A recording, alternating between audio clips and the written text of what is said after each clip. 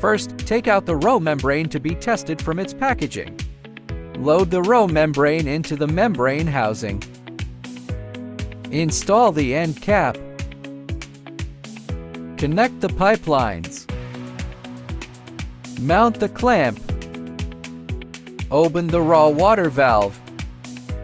Open the feed water valve and wastewater valve to establish water flow. Switch on the power supply. Start the raw water pump.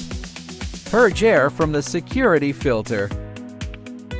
Turn on the high pressure pump, then the row membrane starts operating. Adjust the wastewater valve to regulate the flow rate. Read the data via the control panel to calculate the salt rejection rate. Test completed. Shut down the high pressure pump and raw water pump, then turn off the power. If you're interested, feel free to contact our sales team.